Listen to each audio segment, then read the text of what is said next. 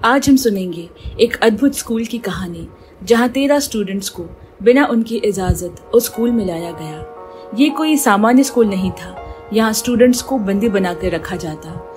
कोई अगर गलती से भी भागने की कोशिश करे तो उसे कड़ी सजा दी जाती। असल में स्कूल का रहस्य क्या है?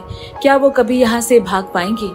इन सवालों का जवाब कहानी सुनकर ही पता चलेगा। आज मूवी स्ट्राइप के पिटारे से निकलकर आई है 2023 की एक थाई ड्रामा हाई स्कूल।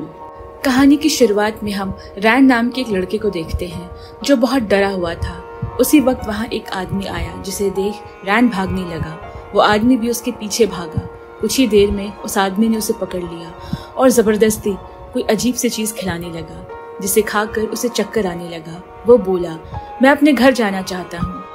तभी वहाँ एक आदमी ने आकर कहा, यही तुम्हारा घर है। रैन बोला, होम स्कूल कोई घर नहीं बल्कि एक नर्क है। और इतना कहकर वो बेहोश हो गया। ये स्कूल बाकी स्कूलों से अलग है। यहाँ हर साल एक एंट्रेंस एग्जाम होता जिसके जरिए केवल 13 स्टूडेंट्स को ही दाखिला मिलता। अजीब बात तो ये है कि ये एग्जाम कोई स्टूडेंट नहीं बल्कि उनके माँ बाप देते। आज यहाँ वही एग्जाम चल रहा है और ये है वो 13 स्टूडेंट जिन्हें इस साल होम स्कूल में एडमिशन मिला है। आकी, थिबेट, वाइट, नाई, जिंगाई, ह्यूगो, फेनु, फेलैंग, फूजी, ब्यू, जुड़वा भाई मैक और मॉक और आखिर में जीन। मास्टर यानी उनके पास आई और बोली, जो स्कॉलरशिप के लिए अप्लाई करना चाहते हैं वो मेरे साथ आए। सुन थिबेट और माकी प्रिंसिपल आमिन के पास गए। थिबेट के पिता इस दुनिया में नहीं रहे, माँ भी बीमार रहती है और माकी के माता पिता दोनों ही नहीं है, इसीलिए उन्हें स्कॉलरशिप दी गई। नए स्टूडेंट्स को वेलकम करने के लिए एक पार्टी रखी गई। प्रिंसिपल ने आकर कहा, तुम सब जेन 6 के स्टूडेंट्स हो। आज से 3 साल तक के लिए तुम सब की जिम्मेदारी तुम्हारे माँ बाप ने हमें दे दी है। इस बीच लाइट चली गई और सब बेहोश हो गए। सबको इस तरह देख प्रिंसिपल के मुंह से निकला, वेलकम टू होम स्कूल। सब बेहोशी की हालत में बस में पड़े थे। उन्हें एक जगह लाया गया। प्रिंसिपल ने उन सबसे कहा, ये है होम स्कूल, आज से तुम्हारा घर। सुन, सभी स्टूडेंट्स बहुत गुस्सा हो गए। ये हमारा घर नहीं, तुम लोगों ने हमें किडनैप किया है। अगर हमारे पेरेंट्स को पता चल गया तो ये तुम्हारे लिए अच्छा नहीं होगा।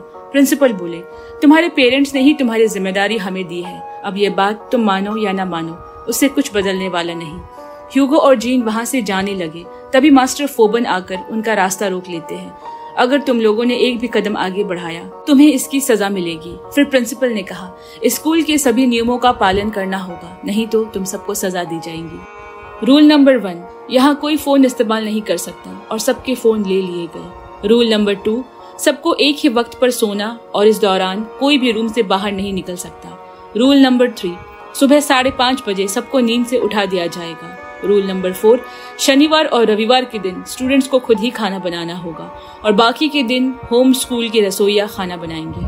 प्रिंसिपल ने उनसे कहा, शुरू में तुम सबको एडजस्ट करने में थोड़ी प्रॉब्लम होगी, मगर धीरे धीरे तुम इसको ही अपना घर मानने लगोगे। नाई बोला, ये कोई घर नहीं बल्कि जेल है। फिर प्रिंसिपल ने उससे पूछा, घर शब्द का मतलब जानते हो? और उसे जवाब तैयार करने का समय दिया। रूल नंबर 5, सबको स्कूल एरिया में ही रहना होगा। रिस्ट्रिक्टेड एरिया में जाने की अनुमति किसी को नहीं, खासकर स्कूल के जंगल में। वहाँ जाने पर गायब भी हो सकते हो और घायल भी, पर कौन किसकी बात मानता है? वाइट, फूजी, जिंगाई, ह्यूगो, जीन, मैक और मॉक, ये 7 लोग जंगल की तरफ भाग गए जहाँ उन्हें जाने से मना किया गया था।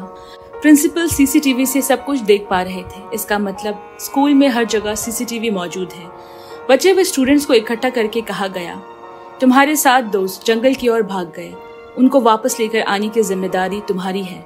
नाइन ने कहा, वो लोग भागे हैं, हम क्यों उन्हें ढूंढने जाएं? और आप लोगों ने ही तो कहा था कि वो जंगल खतरनाक है, वहाँ हमारे साथ कुछ भी हो गया तो?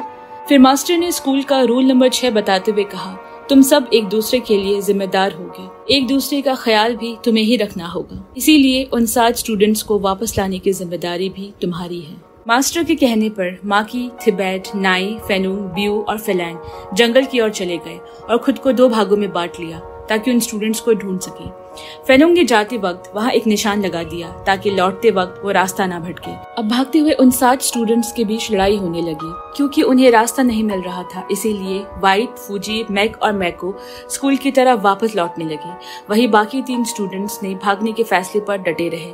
इस बीच उन चारों ने किसी के चिल्लाने की आवाज सुनी और वो डर कर भागने लगे।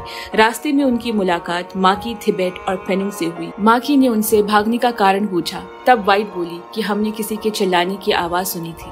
अब रात बहुत हो चुकी थी, इसीलिए वो लोग फेनुंग के लगाए निशान को फॉलो करते हुए स्कूल वापस आ गए। सब लौट कर नहीं आए, इसीलिए मास्टर यानी ने उन्हें फिर से जंगल जाने को कहा और बोला जब सब मिल जाए तभी वापस आना। उधर नाई, ब्यू और फेलांग ने बाकी तीनों को ढूंढ लिया। हम देखते हैं मास्टर फोबिन जंगल में रहकर उन सब पर नजर रखे हुए हैं। जब सभी 13 स्टूडेंट्स एक साथ हो गए वो स्कूल वापस लौट आए।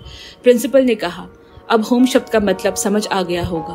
होम कोई जगह नहीं बल्कि दोस्ती है जहाँ एक दूसरे पर भरोसा करना होगा। तुम किसी को पीछे छोड़कर नहीं आ सकते, सबको एक साथ लेकर ही आगे बढ़ना होगा। और यही तुम्हारी पहली सीख थी होम स्कूल की। अब जब सब सोने जा रहे थे, माँ की पुरानी स्टूडेंट्स की तस्वीर देखने लगी। यहाँ हम रैन की तस्वीर देखते हैं जिसे कहानी की शुरुआत में दिखाया गया था। असल में रैन माकी का भाई है और माकी का असली नाम रेन है। रैन ने बोला था जब तक मैं वापस नहीं आ जाता किसी को ये मत बताना कि तुम मेरी बहन हो। आज से तुम्हारा नाम माकी होगा। माकी नहीं चाहती थी कि वो उसे दूर जाए। रैन उसे वादा करता है कि वो लौटकर जरूर वापस आएगा और ये भी कहता है कि वादा करो चाहे कुछ भी हो जाए तुम होम स्कूल नहीं जाओगी। रैन उसे एक अनाथ आश्रम छोड़कर आया था। प्रिंसिपल ने माकी के पास आकर उससे पूछा तुम यहाँ क्या कर रही हो। वो रैन की तस्वीर की तरफ इशारा कर पूछी ये कौन है। प्रिंसिपल बोले मेरा फेवरेट स्टूडेंट। माकी ने पूछा ये इस वक्त कहाँ है।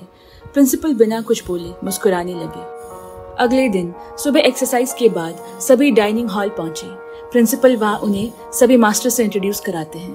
अब पहले टास्क में सभी को एक एक हंस का बच्चा दिया गया। उन बच्चों का उन्हें ख्याल रखना होगा। अगर एक भी बच्चे को कुछ हुआ तो उन्हें सजा दी जाएगी। वो सभी 2 दलों में बांट दिए गए। एक दल हंस का खाना लेने गया तो दूसरा दल उनका घर बनाने। इधर ह्यूगो, जिंगाई और जीन कोई काम नहीं कर रहे थे। फूजी ने गुस्से में आकर उनकी शिकायत मास्टर से की। मास्टर ने कहा ये तुम मुझे क्यों बता रही हो, अपने दोस्तों से कैसे काम करवाओगे ये तुम्हारी जिम्मेदारी है। ह्यूगो और जीन मिलकर फेनिंग को बुली करने लगे जिससे उसकी हालत बिगड़ने लगी। तभी वाइट ने गुस्से में आकर ह्यूगो को थप्पड़ मार दिया। ह्यूगो भी उल्टा उसे थप्पड़ मारने गया मगर उसी वक्त नाई ने आकर वाइट को बचा लिया। माकी ने सबको लड़ाई बंद करने को कहा। जीन बोला तुम तो ऐसे बोल रही हो जैसे हमारे लीडर हो। वो माकी के साथ लड़ाई करने जा ही रहा था तभी थिबेट ने उसे रोक लिया। इसी बीच सबको लंच के लिए बुला लिया गया। प्रिंसिपल ने सबसे कहा जो हंस के बच्चे का अच्छे से ख्याल रखेगा उसे स्पेशल खाने के साथ एक अलग रूम मिलेगा और सुबह जल्दी भी उठना नहीं पड़ेगा। ये सुनकर सभी खुश हो गए और हंस के बच्चे का अच्छी तरह से ख्याल रखने लगे। एक दिन रात को तेज हवा चली। सुबह उन्होंने देखा हंस का घर पूरा टूट चुका है और बच्चे गायब थे। मास्टर यानी बोली तुम लोग इतने लापरवाह कैसे हो सकते हो, जब तक हंस को ढूंढ न लो तब तक तुम्हें खाना नहीं मिलेगा। कुछ स्टूडेंट को उनका हंस मिल गया और बाकियों को अभी तक नहीं, जिस चलते उन्हें खाना नहीं दिया गया और जिनको खाना मिला उन्होंने चुपके से बाकियों के साथ शेयर कर लिया। रात को फिर से वो सभी हंस के बच्चों को ढूंढने निकले। उन्होंने देखा सभी बच्चे घर वापस लौट आए। दूसरी तरफ माकी, नाई और थिबेट अलग तरफ गए थे, इसीलिए उन्हें नहीं पता था कि बच्चे मिल गए। वो लोग अभी भी उन्हें ढूंढ रहे थे। उन सब ने वहाँ एक रिस्ट्रिक्टेड एरिया का बोर्ड देखा। उन्हें लगा शायद वहाँ भूत हो। वो लोग अंदर चेक करने जा ही रहे थे कि तभी वहाँ मास्टर प्रासत आ गए और कहा तुम्हारे दोस्तों ने हंस के बच्चों को ढूंढ लिया है, अब स्कूल वापस चलो। दूसरी तरफ ह्यूगो और जिंगाई फ्लड कर रहे थे। तभी उन्हें एक मरा हुआ हंस का बच्चा दिखा जिसमें ह्यूगो के नेम का टैग था। उन्होंने ह्यूगो का नाम हटाकर उसमें फेनिंग का नाम का टैग लगा दिया और उसे फंसा दिया। फेनिंग बोला वो मेरा हंस का बच्चा नहीं, मगर प्रिंसिपल ने कहा जब तक तुम अपनी गलती नहीं मान लेते तुम्हें कैद कर रखा जाएगा। भूल सबसे होती है मगर उसे स्वीकार करने की हिम्मत होनी चाहिए। ये बोल वो वहां से चले गए। मरे हुए हंस के बच्चे को देखकर माकी को अतीत की एक बात याद आई। रैन के हाथ में बंदूक थी और उसने माकी से कहा सॉरी मैंने पिताजी को मार डाला। अगले दिन जब सब खाना खा रहे थे उन्होंने देखा उनके प्लेट में उनके हंस के नेम का टैग है, जिसे देख वो डर गए। उन्होंने पूछा हमारे हंस के बच्चे कहाँ हैं? मास्टर यानी बोली उनको पकाकर तुम्हें खाने दिया गया है। सभी इस बात से गुस्सा हो गए। आप लोग ऐसा कैसे कर सकते हैं? मास्टर बोली, यही तुम्हारी सजा है। कुछ देर में ही तुम्हारी क्लास शुरू होने वाली है, इसीलिए चुपचाप खाना खत्म करो। यहाँ कुछ बच्चे गुस्से में आकर क्लास नहीं गए और सोचने लगे कि यहाँ से कैसे भागा जाए। मास्टर प्रासद ने आकर उन्हें क्लास में जाने को कहा, मगर वो इनकार कर वहाँ से भागने लगे। अब सामने से मास्टर फोबन ने आकर मॉक को डंडे से मारा और मास्टर प्रासद बोले, 2 मिनट के अंदर सब क्लास नहीं गए तो अच्छा नहीं होगा। सब डर कर क्लास की ओर भागे। मास्टर प्रासद बोले, क्या तुम्हें हमारे सबसे बड़े दुश्मन का नाम पता है? असल में इंसान ही इंसान का सबसे बड़ा दुश्मन है, क्योंकि इंसान अपनी गलती को दूसरों पर थोप देता है। ये सुन ह्यूगो और जिंगाई एक दूसरे को देखने लगे, क्योंकि उन दोनों ने ही पेनुंग को फंसाया था। दूसरी तरफ मास्टर यानी प्रिंसिपल से बोले, रैन की हालत अच्छी नहीं। प्रिंसिपल बोले, रैन को लेकर तुम फिक्र मत करो, मैं देख लूंगा। उनकी बात सुन यानी बोली, भूलिएगा मत कि ये होम स्कूल है, कोई अस्पताल नहीं। इधर फेनुंग की हालत भी खराब हो चुकी थी। असल में उसके पिता उस पर खूब चिल्लाया करते, क्योंकि वो बाकी बच्चों की तरह नॉर्मल नहीं था। वो उसे अकेले कमरे में बंद करके रखते। ये सब सोच उसकी हालत बिगड़ने लगी। वाइट और माकी उसके लिए खाना लेकर आए और उसे शांत करने लगे। फेनुंग बोला, जो हंस का बच्चा मरा वो मेरा नहीं था, मेरे हंस के बच्चे के बाएं पैर पर एक दाग था। माकी बोली, अगर ये सच है तो वो किसका है? फेनुंग बोला, ये हम में से किसी का नहीं, क्योंकि इससे पहले मैंने उस बच्चे को कभी नहीं देखा। ये सुन वो समझ गई कि यह मास्टर लोगों का प्लान था। ये बात उन्होंने नाई और तिब्बत से भी कहा। वाइट बोली, मैंने सोचा था कि होम स्कूल आने से मेरी परेशानी कम हो जाएगी, मगर यहाँ आकर तो मैं और मुसीबत में पड़ गई। असल में वाइट के पेरेंट्स के मरने के बाद वो अपने मासी के साथ रहती। उसकी मासी को लगता उसके पेरेंट्स की मौत के लिए वाइट जिम्मेदार है, इसलिए वो उसे बाहर जाने से मना करती ताकि मीडिया उसे कुछ ना पूछे। वाइट बार बार कहती रही, मेरी इसमें कोई गलती नहीं, मगर उसकी मासी ने उसका यकीन नहीं किया और उसे होम स्कूल भेज दिया। ये सब सोचते हुए वाइट ने कहा, कैसा लगता है जब आप दोषी ना हो और फिर भी दोषी ठहरा दिए जाओ? मैं ये अच्छे से समझ सकती हूँ। जैसे भी हो, हमें फेनुंग को बचाना होगा। माकी ने कहा, अगर ये काम प्रिंसिपल का नहीं तो हम में से किसी ने ही उसे फंसाया होगा। जब सुबह सभी एक्सरसाइज कर रहे थे तब माकी ने कहा, वो बच्चा फेनुंग का नहीं था, हमें से किसी ने उसे फंसाया है। नाई और तिब्बत भी आगे आकर कहने लगे कि जिसने भी ऐसा किया है वो अपनी गलती स्वीकार करे। बहुत लड़ाई झगड़े के बाद ह्यूगो और जिंगाई ने प्रिंसिपल को सब बता दिया कि उन्होंने क्या किया था। प्रिंसिपल बोले, ये मैं पहले से जानता था।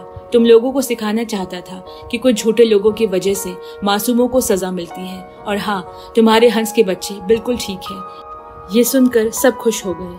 अगले दिन ह्यूगो और जिंगाई फेनुंग से माफी मांगने गए। फेनुंग ने उन्हें माफ कर दिया।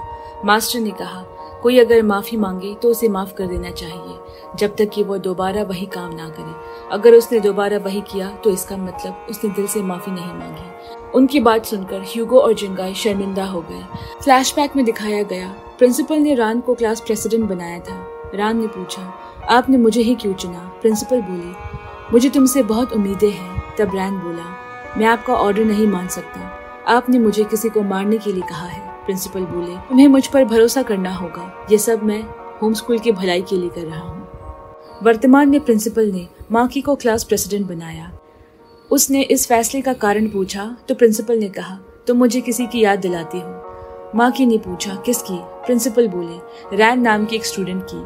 फिर उसने पूछा, वो अभी कहाँ है? मैं उससे मिलना चाहती हूँ। प्रिंसिपल बोले, जरूर, तुम्हारी एक दिन उससे मुलाकात होगी। अब रात के वक्त प्रिंसिपल ने कहा, इस हफ्ते के अंत में तुम में से किसी एक को अपने परिवार से मिलने दिया जाएगा, और वो स्टूडेंट कौन होगा ये तुम सब खुद में तय करोगे। ये सुन सभी उदास हो गए। अगले दिन कुछ स्टूडेंट्स अच्छे होने का दिखावा करने लगे, जिससे कि उन्हें वोट दिया जाएगा। सब अपने काम पर लग गए। तभी फेलैंग ने बेहोश होने का नाटक किया ताकि सब उसे वोट दें। उसे मेडिकल रूम ले जाया गया और तय किया गया कि उसका इस वक्त घर जाना सबसे जरूरी है। असल में फेलैंग पहले भी अपनी माँ का टेंशन पाने के लिए ऐसे बीमार होने का नाटक किया करती। आज शनिवार है, सभी स्टूडेंट्स को मिलकर खाना बनाना है। तभी फेलैंग ने जानबूझकर अपना हाथ काट लिया। ये देख फूजी समझ गई कि वो नाटक कर रही है। जब फूजी ने उसे इस बारे में पूछा तो उनमें लड़ाई हो गई। अगले दिन सबको पता चला कि सबसे ज्यादा वोट फेलैंग को मिला है, मतलब अब वो घर जा पाएगी। ये सुन फूजी बहुत नाराज हो गई। वो बोली, फेलैंग बीमार होने का नाटक कर रही है। फेलैंग बोली, मैं सच बोल रही हूँ, मेरी तबीयत ठीक नहीं। तभी प्रिंसिपल ने वहाँ आकर एक वीडियो चलाया जिसमें साफ दिख रहा है कि फेलैंग झूठ बोल रही है। उसकी इस गलती के कारण किसी को घर जाने नहीं दिया गया। इस घटना के बाद बहुत से स्टूडेंट्स उससे अच्छे से बात नहीं कर रहे थे। यह बहुत देर से फेलिंग किसी को नजर नहीं आई। तब सबने देखा वो छत से कूदने की कोशिश कर रही है। थिबेट छत पर गया और उसे समझा बुझाकर नीचे ले आया। फेलिंग ने सभी से माफी मांगी। ये सभी वाकया प्रिंसिपल सीसीटीवी में देख रहे थे। अगले दिन सबको उनके आने वाले जनरल नॉलेज के एग्जाम के बारे में बताया गया और ये भी कि जो इस एग्जाम में सबसे अच्छा करेगा उसे मोबाइल फोन इस्तेमाल करने दिया जाएगा। ये एग्जाम 3 राउंड में होगी। सब अपनी पसंद का सब्जेक्ट चुन सकते हैं और परीक्षा में पास होने के लिए कोई भी रास्ता अपनाया जा सकता है। सब अपना फेवरेट सब्जेक्ट चुन लेते हैं और एग्जाम शुरू होता है। कुछ स्टूडेंट चीटिंग करने में लगे हैं। नाई परीक्षा देते वक्त फ्लैशबैक में चला गया। एक बार वो अपने पिता को रिपोर्ट कार्ड दिखाता है जिसमें वो सेकंड आया था। उसके पिता ने कहा कि हमारे परिवार में आज तक कोई सेकंड नहीं आया, इसीलिए जब तक तुम फर्स्ट नहीं आते मुझे अपना रिपोर्ट कार्ड मत दिखाना। उसके पिता उस पर बहुत दबाव डाला करते। ये सब याद करते हुए नाई बोला, मुझे किसी भी हाल में ये एग्जाम पास करना ही होगा। फर्स्ट राउंड में जो स्टूडेंट फेल हो गए उनके सर पर क्रॉस मार्क बना दिया गया और जो पास हुए उन्हें म्यूजिकल चेयर गेम खेलना होगा जो कि 3 राउंड में खिलाया जाएगा। मास्टर फोबन ने उनसे कहा, अपने चेयर को बचाने और दूसरों के चेयर को हथियाने के लिए तुम कुछ भी कर सकते हो। गेम शुरू हुआ और उन सब के बीच लड़ाई हो गई। ये देख फेल हुए बच्चे हंसने लगे। तभी मास्टर यानी ने उनसे कहा, क्या तुम्हें पता है तुम फेल क्यों हुए? इस बारे में सोचना। घंटी बजी और गेम का सेकेंड राउंड शुरू होता है। झगड़े के चक्कर में ह्यूगो और जिंगाई दोनों गेम से आउट हो गए। बाकी बचे 5 लोग आखिरी राउंड के लिए इकट्ठा हुए। इस बार सिर्फ एक ही चेयर रखा गया है। पेनुंग बोला, इसका मतलब इस बार कोई एक ही जीत पाएगा। तब मास्टर बोली, नहीं, एक से ज्यादा भी जीत सकते हैं। जैसे ही घंटी बजी माकी ने सबको रोककर बोला, थोड़ा सोचो। मास्टर ने कहा कि एक से ज्यादा लोग जीत सकते हैं। थिबेट बोला, मास्टर ने यह भी कहा था म्यूजिक शुरू होते ही हमें बैठने की जगह खोजनी होगी। अगर बैठ नहीं पाए तो गेम से निकाले जाएंगे। ये सुन माकी जमीन पर बैठ गई और बोली, मास्टर ने हमें बैठने के लिए कहा था पर ये नहीं कहा कि हमें चेयर पर ही बैठना होगा। उसकी बात सुन सभी जमीन पर बैठ गए। ये देख मास्टर बोली, मैं तुमसे यही उम्मीद कर रही थी। वो 5 ही ये राउंड जीत गए। अब वो सब एक गेम खेलने प्रिंसिपल के पास गए। उन्हें एक खाली कागज देकर उसका हल निकालने को कहा गया। उन लोगों ने बहुत कोशिश की पर कोई हल नहीं निकाल पाए। पेनुंग ने गलत जवाब दिया, इसीलिए वो इस खेल से बाहर हो गया। वो 4 लोग बैठकर सोचने लगे, आखिर इस खाली कागज में क्या हो सकता है। वो एक दूसरे से पूछने लगे कि उन्हें फोन क्यों चाहिए। थिबेट बोला, मैं अपनी माँ को बहुत मिस करता हूँ। मेरी माँ एक सॉन्ग राइटर थी। पिताजी के मारे जाने के बाद बीमार रहने लगी और उन्होंने गाना लिखना भी छोड़ दिया। तब अचानक एक दिन प्रिंसिपल हमारे घर आए।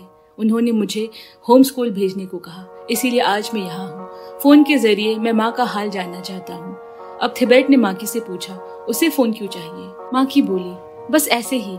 मैं जानना चाहती हूँ कि प्रिंसिपल क्या करना चाहते हैं। सोच कर देखो, हमारे हर एग्जाम के जरिए उन्होंने हमें कोई न कोई सीख दी है।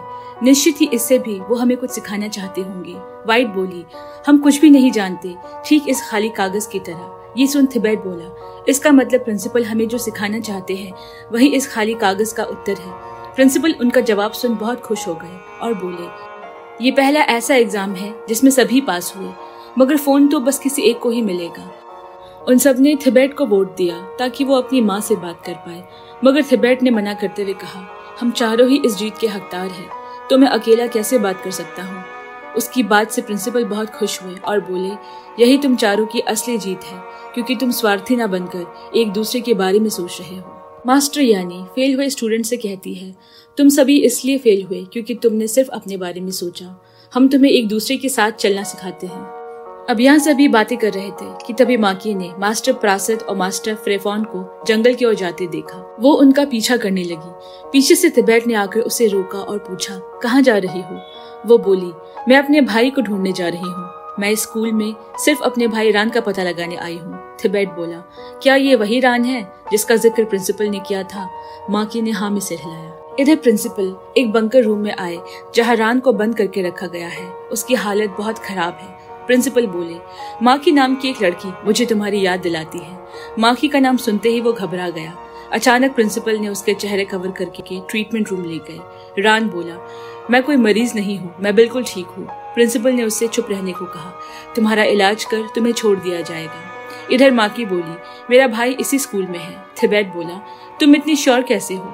वो बोली, आखिरी बार मेरे भाई से जब मिली थी उसने कहा था होम स्कूल कभी मत जाना। इसका मतलब ये स्कूल हमसे कुछ छुपा रहा है। इसी बीच उन्होंने मास्टर फोबन को वहां देखा और वो छुप गए।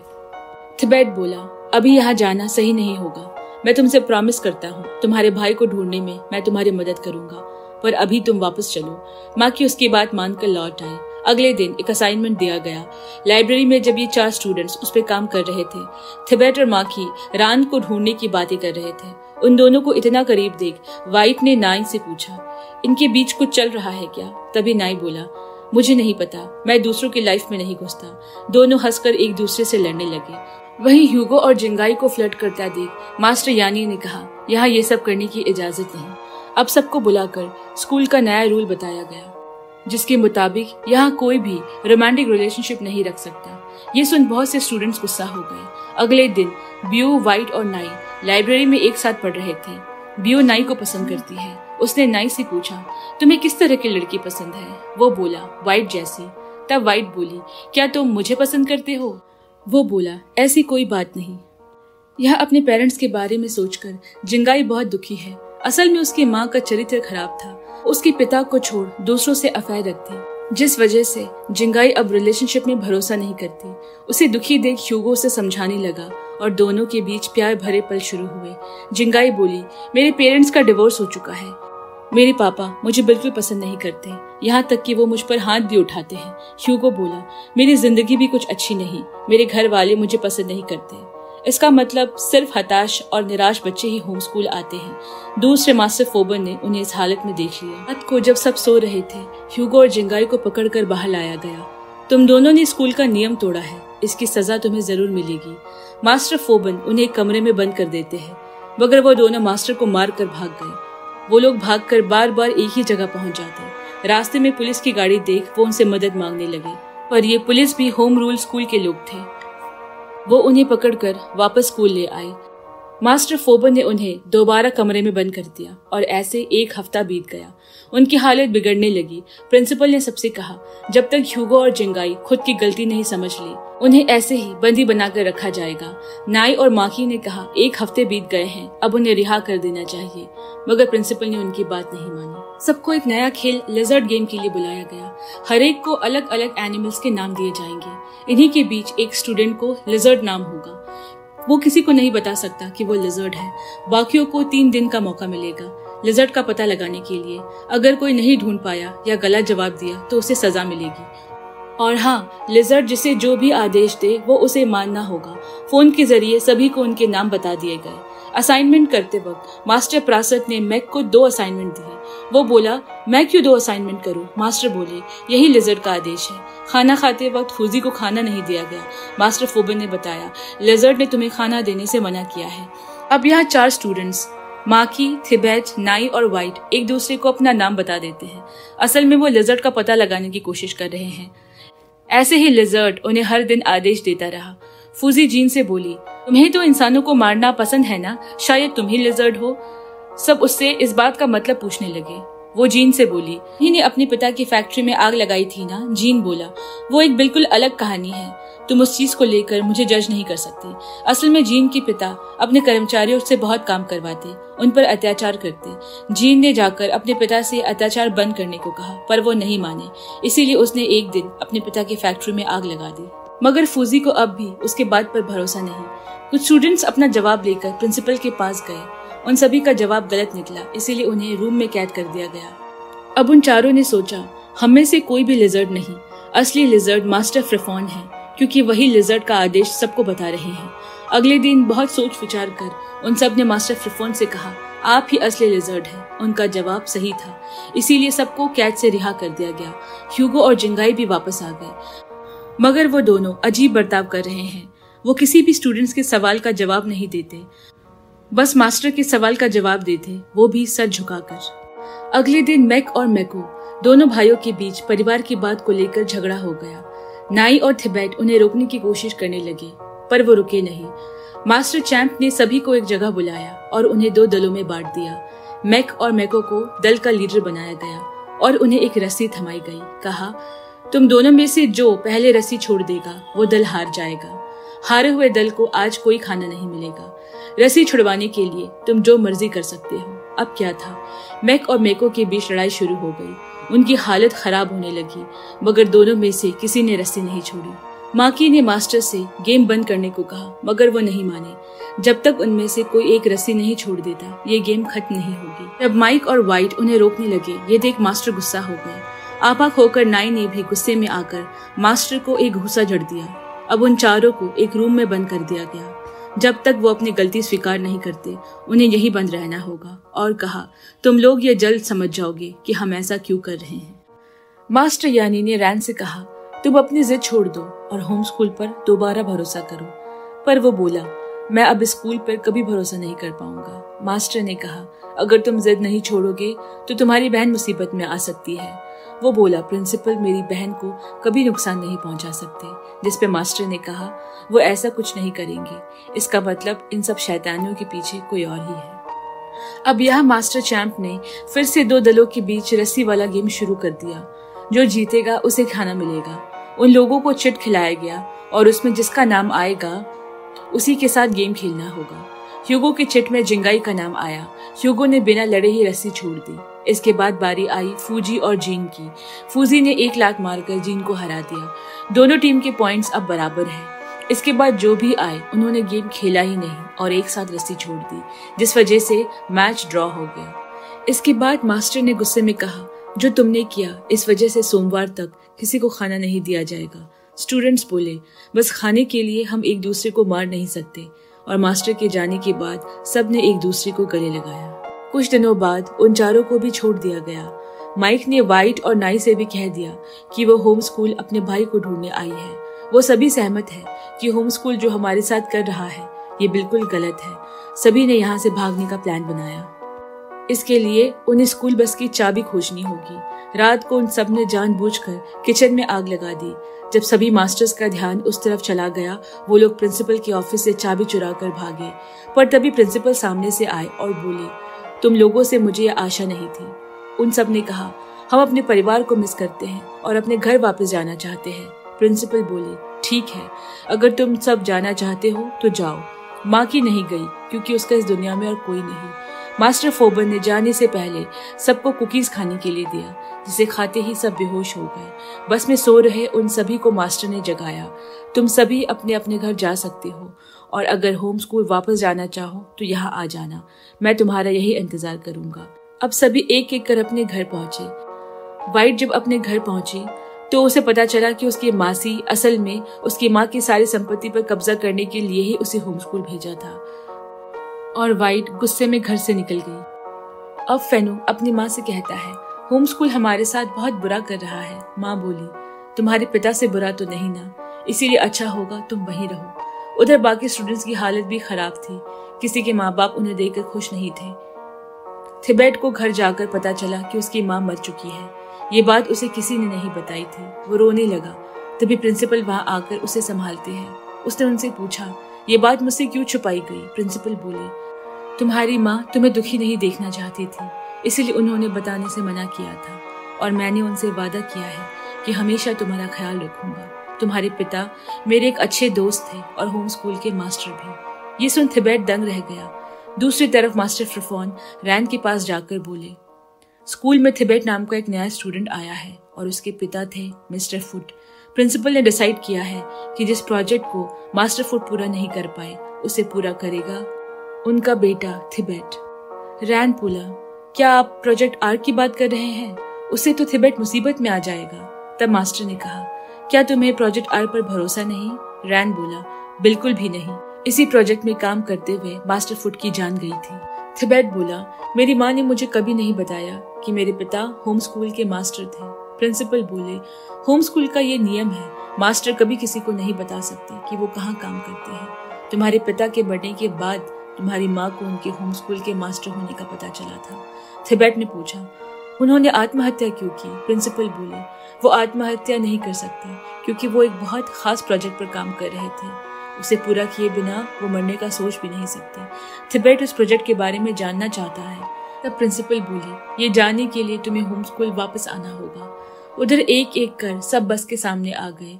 किसी की जिंदगी में शांति नहीं थी, इसलिए वो होम स्कूल वापस जाना चाहते हैं।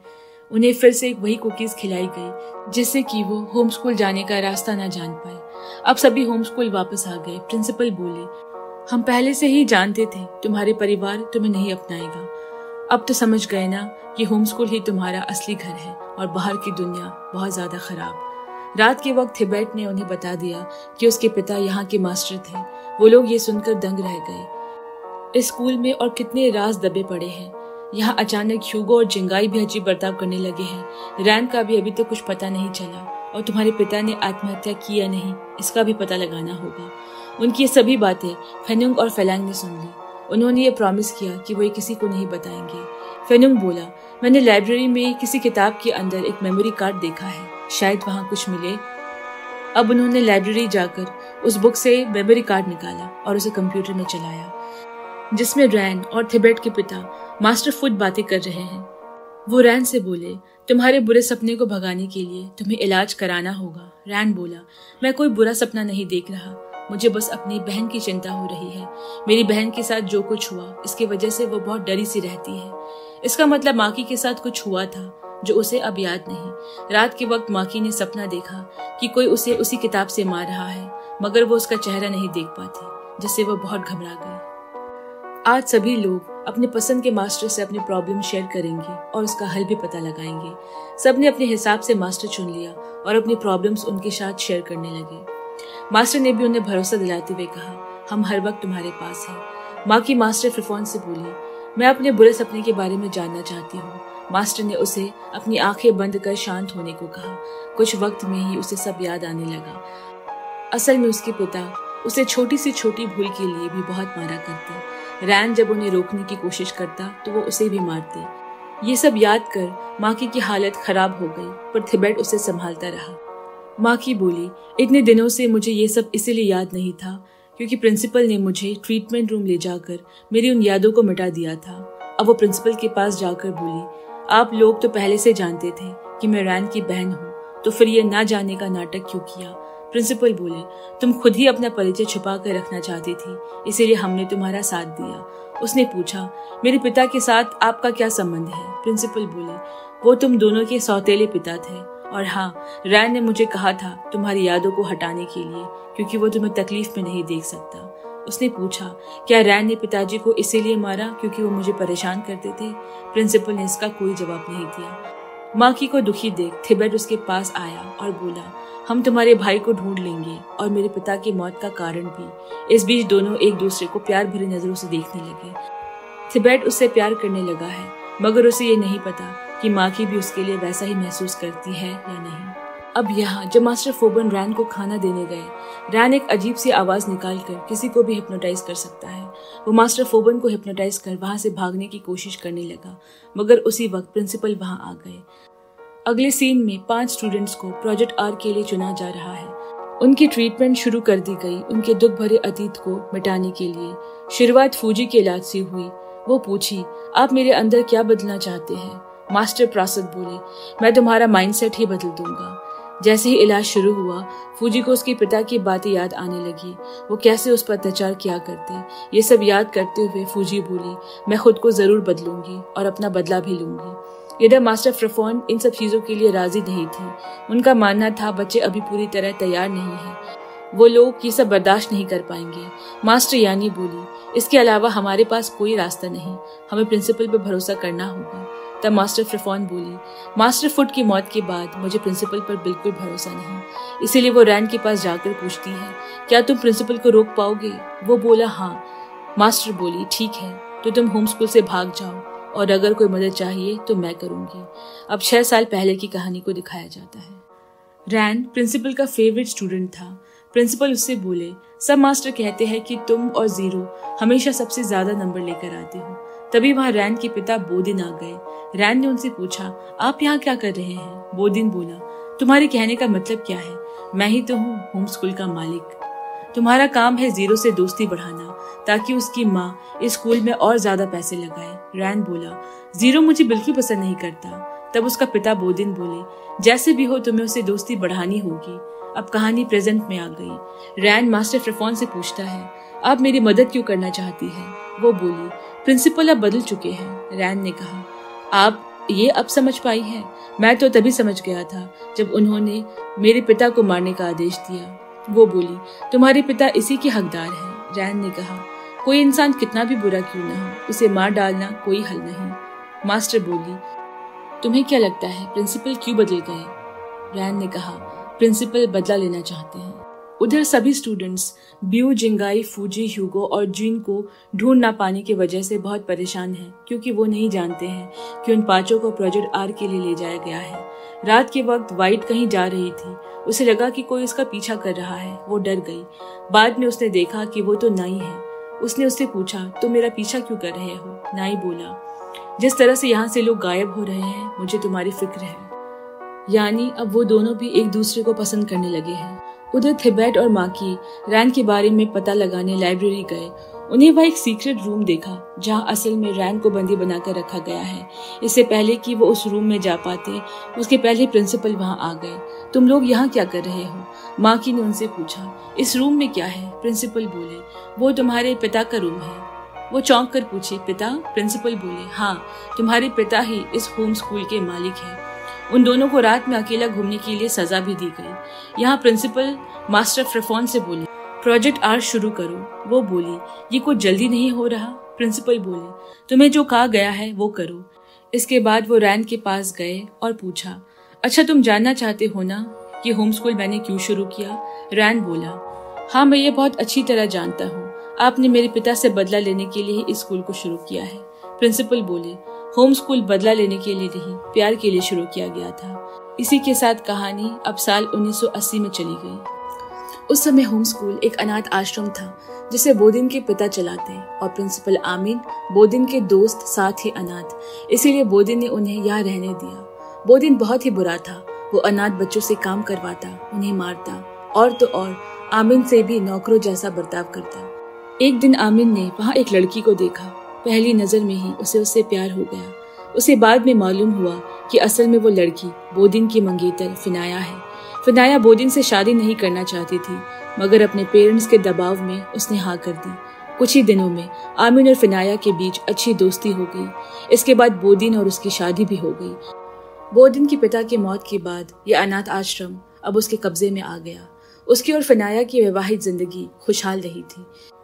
वो बिना किसी वजह के फिनाया को मारता पीटता, जिस वजह से एक दिन उसका मिसकैरेज हो गया। आमिन ने आकर उसे संभाला। फिनाया को दुखी देख आमिन बोला, यहाँ से भागने में मैं तुम्हारी मदद कर सकता हूँ। फिनाया ने मना करते हुए कहा, यह बहुत से अनाथ बच्चे हैं, उनके साथ ही मैं खुश हूँ। मैं चाहती हूँ कि भविष्य में ये अनाथ आश्रम एक स्कूल बने। यहाँ उन सब बच्चों को रखा जाए जो अनाथ हैं, या वो बच्चे जिनके माँ बाप, परिवार वाले उनसे अच्छा बर्ताव नहीं करते। उन्हें यह परिवार जैसा प्यार मिले, उनके बीच में दोस्ती का रिश्ता हो, ताकि वो अपनी जिंदगी में आगे बढ़ पाए। मैं चाहती हूँ कि इस स्कूल का नाम होम स्कूल रखा जाए। आमिन ने उससे वादा किया, मैं यहाँ होम स्कूल एक दिन जरूर बनाऊंगा। बोदिन के लगातार अत्याचार की वजह से फिनाया कुछ ही साल बाद मारी गई। आमिन को उन सभी लोगों पर गुस्सा आने लगा जो अपने परिवार से प्यार नहीं करते, बुरा व्यवहार करते हैं, क्योंकि इसी वजह से फिनाया आज उनके बीच नहीं। कुछ सालों बाद बोदिन अनाथ आश्रम बेचना चाहता है, क्योंकि यहाँ उसे कोई फायदा नहीं हो रहा। आमिन बोला, मैं इस आश्रम को स्कूल में बदलना चाहता हूँ। बोदिन ने कहा, इससे हमें कोई खास फायदा नहीं होगा। आमिन तब बोला, यहाँ हम अमीर परिवार के उन बच्चों को भर्ती करेंगे जिनके अपने परिवार के साथ अच्छे संबंध नहीं। हम उन्हें बिल्कुल वैसा बनाएंगे जैसा उनके माँ बाप उन्हें बनाना चाहते हैं, सलीकेदार और तमीजदार। इससे उनके माँ बाप खुश हो जाएंगे। आमिन बोला, हम बच्चों को नए नए एक्टिविटीज के साथ माइंड थेरेपी देकर उनके व्यक्तित्व को बदल ही देंगे, और इसके बदले उनके माँ बाप को स्कूल पर ज्यादा से ज्यादा पैसे खर्च करने को कहा जाएगा। बोदिन को उसका आइडिया अच्छा लगा और वो होम स्कूल बनाने के लिए राजी हो गया। बाहर आकर आमिन सोचने लगा, मैं उन सब से बदला लूंगा जो अपने परिवार के साथ अच्छा बर्ताव नहीं करते। ये पूरी कहानी प्रेजेंट में प्रिंसिपल रैन को सुना रहे थे। वो बोले, बोदिन तुमसे बिल्कुल प्यार नहीं करता था। अगर प्यार करता तो तुम्हें मारता पीटता नहीं। उसने तुम लोगों को सिर्फ इसलिए अडॉप्ट किया ताकि तुम उसका कारोबार संभाल सको। रैन ने पूछा, अगर इन्हीं सब बातों की वजह से आपने मुझे मेरे पिता को मारने को कहा था, तो फिर आपने ये क्यों कहा कि हिंसा को हिंसा से खत्म नहीं किया जा सकता? प्रिंसिपल बोले, अब मेरी सोच बदल गई है जब से मुझे पता चला है कि मैं मरने वाला हूँ। साल 2017 जब बोदिन को प्रिंसिपल की बीमारी के बारे में पता चला, उसने प्रिंसिपल को विदेश जाकर अपना इलाज कराने को कहा। प्रिंसिपल बोले, मैं तुम्हारे जैसे इंसान के हाथ में स्कूल की बागडोर नहीं छोड़कर जा सकता। बोदिन ने गुस्से में कहा, तुम्हारी हिम्मत कैसे हुई मेरे साथ इस तरह बात करने की? तब प्रिंसिपल ने कहा, होम स्कूल मेरे नाम कर दो और खुद को मार दो। प्रिंसिपल ने उसे हिप्नोटाइज कर दिया और उसने खुद की जान ले ली। इसका मतलब रैन ने अपने पिता को नहीं मारा। मास्टर फ्रेफॉन थिबेट और माकी से बोले, प्रोजेक्ट आर के लिए तैयार हो जाओ। उन्होंने जब प्रोजेक्ट आर का मतलब पूछा, मास्टर उन्हें लाइब्रेरी में एक वीडियो दिखाने लाए जहां थिबेट के पिता रैन को ट्रीटमेंट रूम ले जा रहे हैं प्रोजेक्ट आर शुरू करने के लिए। रैन ने भी जब यही सवाल मास्टर फुट से पूछा, वो बोले, तुम उसे शॉर्ट रिकवरी कह सकते हो। तुम्हारे पिता के कारण तुम्हारी जितनी भी बुरी यादें हैं, इस इलाज से तुम उन्हें भूल पाओगे। उन्होंने रैन को एक जेली जैसे मेडिसिन खिलाई और बोले, मैंने और प्रिंसिपल आमिन ने इसे मिलकर तैयार किया है। इस मेडिसिन की कोई साइड इफेक्ट्स नहीं। हाँ, अगर कोई इसका गलत इस्तेमाल करे तो अंजाम बहुत बुरा हो सकता है। थिबेट बोला, मुझे लगता है कि प्रिंसिपल इस प्रोजेक्ट का गलत इस्तेमाल करने जा रहे हैं। मास्टर फुट तो इस प्रोजेक्ट का इस्तेमाल लोगों के इलाज के लिए, उनकी भलाई के लिए करना चाहते थे, मगर प्रिंसिपल के दिमाग में लगता है कुछ और ही खिचड़ी पक रही है। यहाँ प्रिंसिपल की हालत और खराब हो गई। मास्टर फ्रेफॉन ने उन्हें अस्पताल जाने को कहा, पर प्रिंसिपल बोले, हम उन सभी से बदला लेने के बहुत करीब हैं जिन्होंने अपने बच्चों को छोड़ दिया। बच्चों को इंसाफ मिलने ही वाला है, इसीलिए मैं इस प्रोजेक्ट को बंद नहीं कर सकता। मास्टर फ्रेफॉन रैन के पास जाकर बोली, प्रिंसिपल को रोकने के लिए आज ही तुम्हें ट्रीटमेंट रूम से भागना होगा। जाते वक्त उसने रैन को एक पेन दिया जिसकी मदद से वो मास्टर्स लोगों को हिप्नोटाइज कर पाएगा। इसके बाद रैन को ट्रीटमेंट रूम में ले जाया गया। उसने प्रिंसिपल से कहा, मैं अभी भी यही कहूंगा, हिंसा को हिंसा से खत्म नहीं किया जा सकता। उसकी ये बात सुन प्रिंसिपल कुछ देर के लिए कांपने लगे। तभी मास्टर प्रासद उन्हें वहां से ले गए। प्रासद ने प्रिंसिपल को हिप्नोटाइज कर दिया और उन्हें बोलने पर मजबूर किया कि हिंसा को हिंसा से खत्म किया जा सकता है। इधर रैन ट्रीटमेंट रूम में मौजूद मास्टर्स को हिप्नोटाइज कर प्रिंसिपल के पास भाग आया और प्रासद को ये सब करता देख उसे पूरी कहानी समझ में आ गई। प्रिंसिपल जब से बीमार हुए हैं तब से आप उन्हें हिप्नोटाइज कर रहे हैं। प्रासद बोला, बिल्कुल सही कहा। रैन ने कहा, आप प्रिंसिपल को किस तरह धोखा दे रहे हैं? फिर वो बोला, ये किसने कहा कि मैं प्रिंसिपल को धोखा दे रहा हूँ? मैं भी तो उन्हीं की तरह बच्चों की भलाई की कोशिश कर रहा हूँ। सिर्फ प्लान में थोड़े बदलाव किए हैं मैंने। ये याद रखना, युद्ध में उतरने पर हिंसा दिखानी ही पड़ती है। तुम अगर जीतना चाहते हो तो लड़ाई करनी ही होगी और सफल होने के लिए खुद की कुर्बानी देनी ही पड़ती है। फिर रैन ने पूछा, इसका मतलब मेरे पिता को मारने का आइडिया आपका था? ये सुन मास्टर प्रासद हंसने लगा। फ्लैशबैक में दिखाया गया, बोदिन होम स्कूल से और फायदा करना चाहता है। वो 13 स्टूडेंट के एडमिशन के बजाय 100 स्टूडेंट्स के एडमिशन चाहता है। प्रिंसिपल बोले, ये सब इतना आसान नहीं। तब बोदिन ने होम स्कूल बंद करने की धमकी दी, जिस पर प्रिंसिपल ने बाध्य होकर कहा, ठीक है, मैं इस बारे में सोचता हूँ। यहाँ से जाते वक्त वो बहुत बीमार पड़ गए। उन्हें इन सब की बहुत फिक्र होने लगी। उसी वक्त मास्टर प्रासद आकर उनका ब्रेन वॉश करने लगे। बोदिन का व्यवहार किसी से भी अच्छा नहीं। अगर उसे रास्ते से हटा दिया जाए तो उसके बाद आप सब कुछ अपने हिसाब से कर पाएंगे। प्रिंसिपल ने कहा, तुम क्या कहना चाहते हो? मैंने पहले भी कहा था, हिंसा को हिंसा द्वारा खत्म करने के चक्कर में हम खुद किसी दिन पशु बन जाएंगे। प्रासद बोला, सोच कर देखिए, अगर हम उन जानवरों को नहीं मारेंगे तो एक दिन वो हमें ही मार डालेंगे। बच्चों के लिए सबसे बड़ी जीत यही होगी कि उनके दुश्मनों को मार गिराया जाए। प्रिंसिपल उससे बोले, तुम कहना क्या चाहते हो? रान उसके पिता की हत्या कर दे? ये संभव नहीं, मैं उसे ऐसा नहीं करने दूंगा।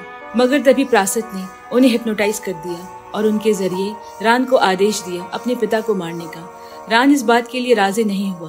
तब प्रासद ने उसे भी हिप्नोटाइज करने की कोशिश की, मगर नहीं कर पाया, जिस वजह से उसे कैद कर उसका इलाज होने लगा ताकि उसे हिप्नोटाइज किया जा सके। अब प्रेजेंट में रान प्रासद से कहता है, क्या आप मुझे मारना चाहते हैं? वो बोला, तुम्हें मारने की बात कहाँ से आई? तुम तो मेरे लिए एक चुनौती की तरह हो। मैं तुम्हें बदलना चाहता हूँ। रान बोला, आप ये कभी नहीं कर पाएंगे। प्रसाद बोला, हिप्नोटाइज करने के अलावा अपनी बात मनवाने के कई तरीके हैं, जैसे तुम्हारी बहन माँ की। ये सुन गुस्से में वो उनका गला दबाने लगा। प्रासद हंसते हुए कहा, मुझे मार डालो, इसी को मैं अपनी सफलता मान लूंगा। मतलब कि वो इतना बड़ा साइको बन गया कि किसी भी हद तक जाने को तैयार हो गया। अब रान उसे छोड़कर प्रिंसिपल को होश में लाने की कोशिश करने लगा। प्रासद बोला, जब तक मैं उन्हें नहीं जगाता वह होश में नहीं आएंगे। रान ने गुस्से में उन्हें एक घूंसा जड़ दिया। इधर कुछ स्टूडेंट्स बाकियों को ढूंढ रहे हैं जिन्हें मास्टर्स ले गए। इस बीच माकी की मुलाकात रान से हुई। पूरे 6 साल बाद वो एक दूसरे को देख रहे हैं। दोनों बहुत ही इमोशनल हो गए। रान बोला, हम सबको यहाँ से भागना होगा। मास्टर प्रासत ने प्रिंसिपल को हिप्नोटाइज कर दिया है, जिस वजह से ये सब हो रहा है।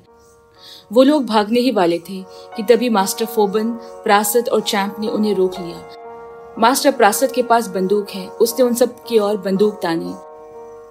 तभी मास्टर फ्रेफॉन फोबन के गले में चाकू रखकर बोली, बच्चों को जाने दो। तभी प्रासत उनके सर पर बंदूक तानकर बोला, अगर कोई यहाँ से भागने की कोशिश करेगा तो मैं इसे यही मार दूंगा। फ्रेफॉन बोली, तुम लोग मेरे बारे में मत सोचो, यहाँ से भाग जाओ। उनको इस हालत में देख सबने हार मान ली और उन सबको बंदी बना लिया गया। अगले सीन में इन 5 लोगों को बुलाया गया। प्रासत बोला, इन बॉटल्स के बीच 2 में जहर है और 2 में एंटीडोट। तुम्हारे दोस्त फेनुंग और मास्टर फ्रेफॉन के शरीर में जहर डाला गया है, इसीलिए यहाँ से बॉटल चुनकर तुम उन्हें बचा सकते हो। वो लोग बहुत डर गए। वो चारों जल्दी से एक बॉटल लेकर फेनुंग को बचाने गए। भगवान का शुक्र है कि वो बच गया। अब रान मास्टर फ्रेफॉन को बचाने गया। तब उन्होंने उससे कहा, मुझसे वादा करो, तुम किसी भी स्टूडेंट को कुछ नहीं होने दोगे। रान ने उनसे वादा किया और उन पर बॉटल इंजेक्ट किया। दुर्भाग्यवश ये बॉटल एंटीडोट का नहीं था, जिस वजह से मास्टर वही मारी गई। रान को उनकी मौत का बड़ा अफसोस हुआ। यहाँ प्रिंसिपल अभी भी बेहोश है।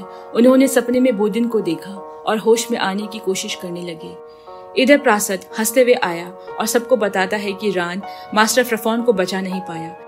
ये सुन नाई गुस्से में उन्हें एक घूसा मार देता है, मगर तभी रान ने आकर उसे रोक लिया और बोला, वो यही चाहते हैं कि हमारे अंदर का जानवर बाहर आ जाए और हम भी उन्हीं की तरह बन जाए। प्रासत ने हंसते हुए बोला, अब तो बहुत देर हो चुकी है, कुछ को तो मैंने जानवर बना ही दिया है। अगले सीन में माकी और रान बातें कर रहे थे। उसने रान से पूछा, क्या मास्टर प्रासत ने ही हमारे पिता को मारा है? रान बोला, उन्होंने हमारे पिता को हिप्नोटाइज किया, ठीक वैसे ही जैसे उन्होंने प्रिंसिपल को किया है। माकी बोली, शुरू में मैंने सोचा कि तुमने ही पिताजी को मारा है, पर सच जानकर मुझे बहुत हल्का महसूस हो रहा है। वो बोली, जैसे भी हो हमें प्रिंसिपल को होश में लाना ही होगा, क्योंकि वही प्रासत को रोक सकते हैं। उधर मास्टर यानी और डीलक्स मास्टर फ्रेफॉन की मौत से बहुत दुखी है। उन्होंने कहा, जैसे भी हो हमें मास्टर प्रासत को रोकना होगा। उनको बातें करते मास्टर प्रासत ने सुन लिया और गुस्से में आकर उसने मास्टर डीलक्स को सजा देने के लिए भेज दिया और मास्टर यानी को ब्लैकमेल करने लगा। अगर तुमने मेरी बात नहीं सुनी तो मास्टर डीलक्स और बाकी स्टूडेंट को मार दिया जाएगा। अगले दिन जब सब नाश्ता करने आए तो उन्होंने देखा थिबेट और नाई वहां नहीं थे। माकी उन्हें ढूंढने जा रही थी कि तभी मास्टर प्रासत आ गए। वो माकी से बोले, याद है एक दिन तुम्हें जंगल में किसी के चिल्लाने की आवाज सुनी थी? वो रान की आवाज थी। मैं कटर से उसके नाखून उखाड़ रहा था और वो दर्द के मारे चिल्ला रहा था। अगर तुम उस दिन थोड़ा और ढूंढती तो तुम्हें रान मिल जाता। ये सब सुन माकी को गुस्सा आ गया, मगर रान ने उसे संभाल लिया। इधर मास्टर फोबन नाई और थिबेट को ट्रीटमेंट रूम लेके जा रहे हैं। अगले सीन में होम स्कूल के स्टूडेंट्स के पेरेंट्स को यहाँ लाकर बंदी बनाकर रखा गया है। वो लोग बहुत गुस्सा है। हम लोग होम स्कूल के लिए इतने रुपए खर्च करते हैं और तुम हमारे साथ ही ऐसा कर रहे हो। प्रासत बोला, तुम लोगों को अब पैसों की चिंता करने की जरूरत नहीं, क्योंकि तुम सब मरने वाले हो। दूसरी तरफ उन बच्चों को दिखाया गया जिन्हें प्रोजेक्ट आर के लिए चुना गया था। मास्टर प्रासत ने उन्हें भी हिप्नोटाइज कर दिया है, जिसकी वजह से वो अपने ही दोस्तों पर हमला करने लगे। वहाँ बाकी स्टूडेंट्स बातें कर रहे हैं। माकी बोली, समझ नहीं आ रहा है कि सिर्फ कुछ ही लोगों के पेरेंट्स को क्यों लाया गया है, सबके पेरेंट्स को क्यों नहीं? रान बोला, हो सकता है कि वो हम सब में सबसे अमीर परिवार को ही टारगेट कर रहा हो, या ये भी हो सकता है कि जो बच्चे सबसे ज्यादा दुखी हो उन्हीं के पेरेंट्स को लाया गया हो। जिन बच्चों को प्रोजेक्ट आर के लिए चुना गया था उन्हें मास्टर चैंप ने एक तरह की जली खाने के लिए दी और कहा, बदला लेने के लिए तैयार हो जाओ। उधर मास्टर प्रासत स्टूडेंट्स के पेरेंट्स से कहते हैं, आज हम बदला लेने का एक खेल खेलने वाले हैं। तुम्हारे बच्चों से तुम्हें अपनी जान बचाकर भागना होगा। वो सब बोले, हमारे बच्चे हमें कभी नहीं मारेंगे। तब वहाँ एक वीडियो दिखाया गया जिसमें स्टूडेंट्स के पेरेंट्स ने जब उनका एडमिशन कराने आए थे उन्होंने कहा था, हमारे बच्चे बिल्कुल बेकार हैं, उनमें कोई काबिलियत नहीं कि हमारा वारिस बन सके। मास्टर प्रासत बोले, मैंने ये वीडियो तुम्हारे बच्चों को 100 से भी ज्यादा बार दिखाई है। तुम्हें क्या लगता है तुम्हारे बच्चे तुम्हें अभी प्यार करते हैं? ये सुन सभी पेरेंट्स घबरा गए। मास्टर प्रासत ने उन सबको छोड़ दिया। खुद की जान बचाने के लिए वो लोग इधर उधर भागने लगे और उनके पीछे हिप्नोटाइज किए हुए बच्चे उन्हें मारने के लिए। मास्टर यानी दूसरे बच्चों के पास आकर बोले, प्रोजेक्ट आज शुरू हो गया है और बच्चे उनके माँ बाप को मारने के लिए उनका पीछा कर रहे हैं। रान बोला, सबको बचाने के लिए हमें जैसे भी हो प्रिंसिपल को होश में लाना होगा। वो सब अपने दोस्तों के पास गए उन्हें रोकने की कोशिश करने के लिए, और यहाँ रान मास्टर यानी के साथ प्रिंसिपल के पास गए उन्हें होश में लाने के लिए। रान मिन्नतें करते हुए बोला, आप प्लीज होश में आ जाइए, मेरा और माकी का आपके सिवा कोई नहीं, भले ही हमारा खून का रिश्ता नहीं, पर मेरे और माकी के लिए आप ही सब कुछ है। होम स्कूल के बच्चों के लिए आपको होश में आना ही होगा। ये सब सुन प्रिंसिपल की आंखों में पानी आ गया, लेकिन तब भी वो होश में नहीं आए। दोनों निराश होकर जा ही रहे थे कि तभी प्रिंसिपल ने रान का हाथ पकड़ लिया। वो बोले, मुझे माफ कर दो, ये सब मेरी वजह से ही हुआ है और मैं ही सब कुछ ठीक करूंगा। उधर नाई अपने पिता को मारने के लिए उनके पीछे भाग रहा है। वो बोला, डर क्यों रहे हैं, आप भी तो इसे डंडे से मुझे मारा करते थे। पिता बोले, मैं तो तुम्हारे भलाई के लिए तुम पर सख्ती करता था। नाई ने कहा, मुझे आपके पैसे कभी नहीं चाहिए थे, बल्कि आपका प्यार चाहिए था जो आपने मुझे कभी नहीं दिया। वो अपने पिता को गुस्से में मारने ही वाला था, मगर फिर रुक गया और बोला, आप जैसा बेकार इंसान मैंने कभी नहीं देखा। इसी बीच वाइट, माकी और मास्टर फोबन वहां आ गए। इसका मतलब मास्टर फोबन उनके पक्ष में है और उन्होंने नाई और थिबेट को हिप्नोटाइज नहीं किया था। इधर थिबेट ने मास्टर प्रासद की बंदूक उन्हीं पर तान दी। वो बोले, इसका मतलब तुम और नाई हिप्नोटाइज नहीं हुए? थिबेट बोला, हाँ, सब कुछ रान के प्लान के मुताबिक चल रहा है।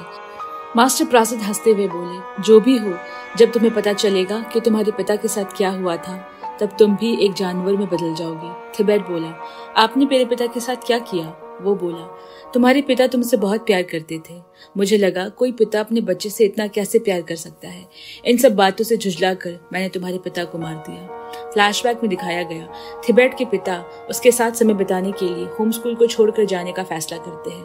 वो प्रासद से बोले, तुम जो प्रिंसिपल के साथ कर रहे हो ये सब बंद करो। हिंसा को हिंसा से खत्म करने के चक्कर में हम जानवर बन जाएंगे। प्रासद बोला, अगर हमने ऐसा नहीं किया तो होम स्कूल के स्टूडेंट्स को फिर अपने पेरेंट्स के हाथों दुखी होते रहना पड़ेगा और मैं ऐसा नहीं होने दे सकता। ये सब बोलकर उसकी हालत और खराब होने लगी और हमें यह पता चलता है कि प्रासद के पिता उस पर बहुत अत्याचार करते, जिस वजह से उसके मन में माँ बाप के लिए घृणा भर गई। वो एक साइको में बदल गया। मास्टर फुट उसको समझाने की कोशिश करने लगे, पर प्रासद ने उन्हें मार दिया और ऐसा नाटक किया जैसे मास्टर फुट ने आत्महत्या की हो। ये सुन थिबेट को गुस्सा आ गया। प्रासद उसे और भड़काने लगा, जानते हो तुम्हारी माँ मरने से पहले तुमसे मिलना चाहती थी, मैंने ही प्रिंसिपल को तुम्हें बताने से मना किया। ये सुन थिबेट उसे गोली मारने ही वाला था, तभी प्रिंसिपल और रान ने आकर उसे रोक लिया। प्रासद इसके बाद भी हंसे जा रहा था। उसने रान को कहा, अगर अभी तुम्हारी जगह मैं होता तो मुझे माकी की फिक्र होती। ये सुन रान तुरंत माकी को ढूंढने निकल गया। उधर मास्टर चैम्प फोबन के पास आकर बोले, तुम्हारी हिम्मत कैसे हुई होम स्कूल को धोखा देने की? जब वो सभी वहां से भागने लगे, मास्टर चैम्प ने सब पर गोलियां चला दी। एक गोली माकी को लगी। मास्टर फोबन ने उसे रोककर सबको वहां से भागने के लिए कहा, लेकिन चैम्प ने मारकर उनकी हालत खराब कर दी। नाई वाइट से बोला, तो माकी को लेकर जाओ, मैं मास्टर चैम्प को रोकने की कोशिश करता हूँ। वो चैम्प से लड़ाई करने लगा। इधर माकी की हालत खराब होती जा रही है, वो बस रैन से मिलना चाहती है। रैन को अपनी बहन की हालत देखकर बहुत गुस्सा आ रहा था। यहाँ हिप्नोटाइज हुए बच्चों को दिखाया गया जो अपने पेरेंट्स को मारने की कोशिश कर रहे थे। उनके दोस्तों ने उन्हें जोर से पकड़कर होश में लाने की कोशिश करने लगे। मास्टर चैम्प भी नाई को मार रहा था। तभी वहां रैन आया और उसने चैम्प को हिप्नोटाइज कर दिया। वो उसे मारने ही वाला था कि तभी मास्टर फोबन और मास्टर डिलक्स आकर बोले, अगर तुमने ऐसा किया तो प्रासद जीत जाएगा, क्या तुम यही चाहते हो? ये सुनकर रैन ने खुद को संभाल लिया। अगले सीन में सभी होम स्कूल वापस आ गए। माकी को अस्पताल ले जाया गया। प्रिंसिपल हिप्नोटाइज हुए बच्चे को दवा देकर होश में लाने लगे। सभी पेरेंट्स को पता चला कि मास्टर प्रासद एक साइको है, उन्हीं की वजह से ये सब हो रहा था, इसीलिए उन्होंने स्कूल के ऊपर कोई केस दर्ज नहीं किया। और मास्टर फोबन ने उन्हें एक तरह का केक खिलाया जिसे खाकर वो आज हुई सारी घटना को भूल गए। पुलिस ने आकर मास्टर प्रासद और चैम्प को गिरफ्तार कर लिया। प्रासद प्रिंसिपल से बोला, तुम भी बहुत जल्द मरने वाले हो, तुम्हारे बाद स्कूल का क्या होगा? प्रिंसिपल बोले, मेरे बाद रान स्कूल को संभालेगा। प्रसाद बोला, प्रोजेक्ट आर कभी नहीं रुकेगा, चाहे मैं रहूं या ना रहूं, कोई तो है जो आएगा जरूर फिर से प्रोजेक्ट आर को शुरू करने। इसके बाद प्रिंसिपल ने रान से माफी मांगी, उसे इतने दिनों तक बंदी बनाए रखने के लिए। रान बोला, इसमें आपकी कोई गलती नहीं, उस वक्त आप होश में नहीं थे। प्रिंसिपल बोले, जानती हो प्रासद तुम्हें हिप्नोटाइज क्यों नहीं कर पाया? क्योंकि तुम मुझसे ज्यादा स्ट्रांग हो, कोई भी तुम्हें बदल नहीं पाएगा। अब 2 साल बीत गए। माकी अब ठीक होकर स्कूल वापस आ गई। थिबेट ने उससे कहा, मैंने तुम्हें बहुत मिस किया। माकी बोली, मैंने भी। लगता है दोनों एक दूसरे को पसंद करने लगे हैं। रान उन्हें ऐसे देख बहुत खुश हुआ। माकी रान को देख उसके गले लग गई। इधर प्रिंसिपल और बीमार हो गए। उन्होंने फिनाया की तस्वीर को देखकर कहा, मैंने तुम्हें दिया वादा पूरा किया।